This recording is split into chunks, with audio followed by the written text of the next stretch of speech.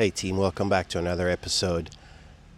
So, how many times in this past week did you have a move in violation? One you thought was just not so important, not going to cause any issues. For instance, you were making a left from a light, and when you made the left, you drifted over in the right lane a little bit instead of finishing your turn in your left lane, right? Simple move in violation. But how many of us made that move in violation this week? And here's why I asked. How many of us made that move in violation because we were in a hurry, right? And that's just one of many. I mean, I can bring up the four-way intersection instead of actually stopping or yielding. You just do one of those rolls. I'm going to stay away from putting the state in front of that. But, you've heard the term. But how many of us did that this past week because we were in a hurry? Oh, sorry, folks. Warren here. So, seriously, though, how many of us did that this past week? And it brings me to what I want to talk about in this episode, and that is exactly that. Why are we, and for what are we in such a hurry? And I mean, I'm talking about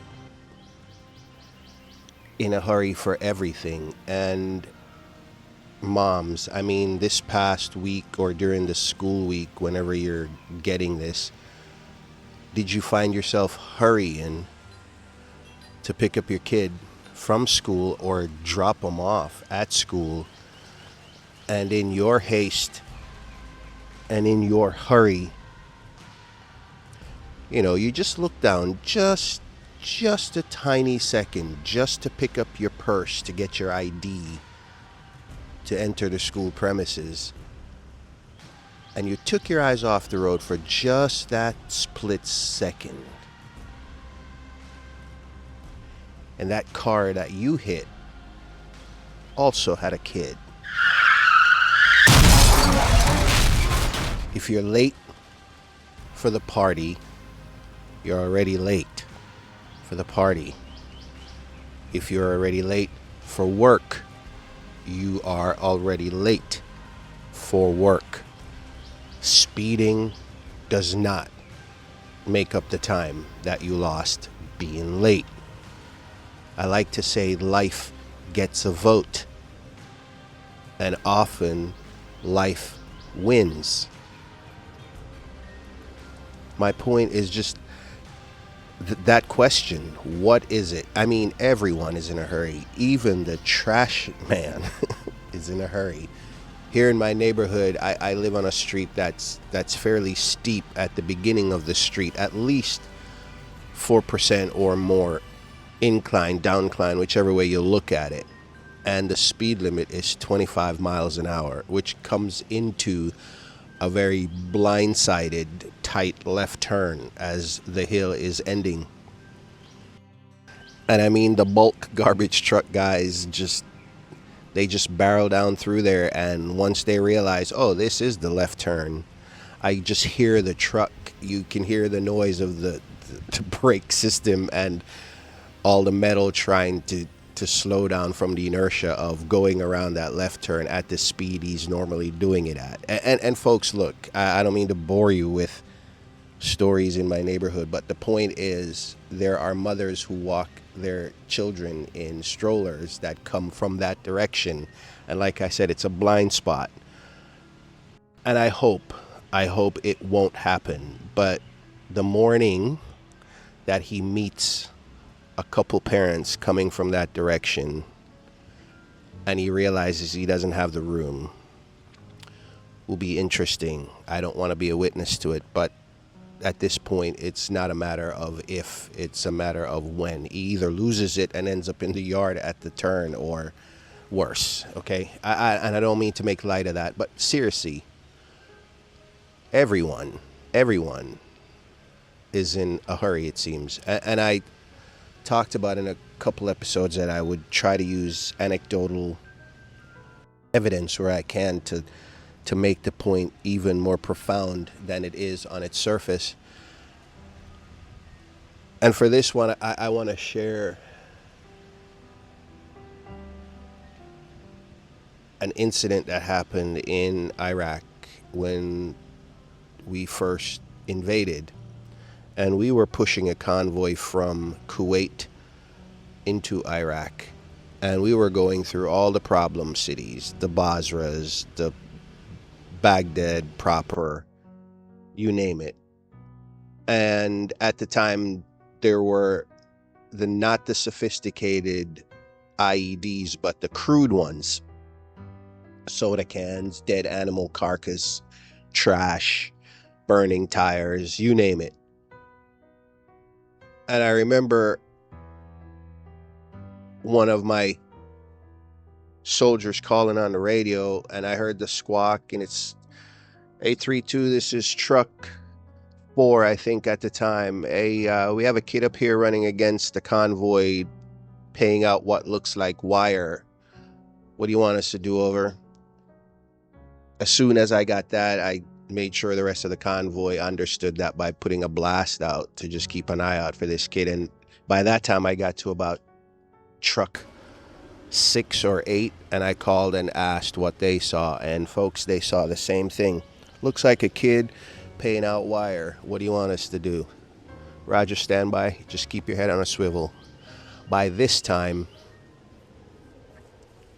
my truck, which was a gun truck, along with a couple of the other trucks that had seen the kid, got close enough, and I had my gunner go up to what we call above name tape defilade, which is just above where he's fully protected, or she fully protected from, or fully protected by armor. And as soon as he popped up and I looked over, we both kind of chuckled, folks, and what we saw was not at first what all of our eyes thought that we saw. It was nothing more than a kid paying out the broken tape from a cassette that he had in his pocket. It was a kid. Just a kid. And I share that because, again, in our haste and in our hurry, we forget the impacts of our actions, right? Impact over intent. It didn't intend to speed. It didn't intend to do a move in violation. I mean, no one was there. No one could have gotten hit. Breeds bad habits. If we roll through the 4-way intersection a couple times and get away with it, we're more inclined to play chicken with the yellow light that's about to be red. We might even go further and play chicken with the red light because we haven't seen the vehicle move yet. But you didn't see the one that's thinking like you, that is running that light. My point is, when people are at the end result of our actions, we need to be more cognizant of what we're doing and how fast we're doing it, and for what reasons we're even doing what it is we're doing. Because if I asked you honestly if you thought speeding to drop your kid off at school or pick them up from school was worth it in the after, and you were an honest broker, you would say no, really wasn't. Because at the end of the day, the attendant at the school, the principal at the school, the security at the school, whoever it is that's left at the school after hours, and I know there are limits to just how long you can be late. I know that. But no one is going to leave your kid stranded if you're running a few minutes late. I don't think so. Not in a rational, reasonable world. I don't think so. And late for the party is just absolutely no excuse. And I don't want to sound pretentious and preachy, because you're not listening to or looking at a saint. My middle name might be Saint George, but I'm no saint. I've gotten away with a few of what we're talking about, and maybe worse. And I'm just grateful for the opportunity that I did not cause any harm to anyone or myself. And I'm here to share that with you, at least from two perspectives. One, from a soldier's perspective, where it would have been so easy, based on some other tactical responsibilities that we had to consider and had at our disposal, to have easily made a different decision. And that kid, who I hope is now a father, at least a father, is grateful too for being given an opportunity, because of what we call in the military tactical patience. But doesn't matter what it is, right? Tactical or not, it's just simple patience. Because often what our eyes see, questioning our assumptions, often what our eyes see is not enough to draw formal and definitive conclusions. You can't take bullets back. Once you're in the intersection, you can't put it in reverse, at least not while moving. Just the little things that we don't think about, but all of them in aggregate becomes really bad behaviors that can cost others their humanity and their chance at being great at whatever. And I don't think it's a dark episode. I really don't. But I think it had to be said the way I am saying it. And it just really is just, and I haven't even touched on being distracted, because I think enough people, and even you, my audience that I'm talking to, have heard enough, read enough, understand enough that, or I should say, I've heard enough about being distracted, usually by our phones, while driving, even with all of the hands-free devices and additions and the blings that we can get with the cars nowadays.